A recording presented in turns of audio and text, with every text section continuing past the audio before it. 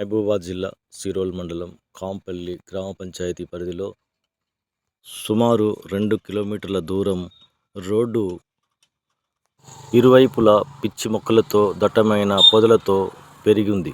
రాకపోకలకు ఎంతో అంతరాయము, ఇబ్బందులు కలుగుతూ భయభ్రాంతులకు రాత్రిపూట వెళ్లాలంటే పాములు, తేళ్లతో భయపడుతున్న జనాలు.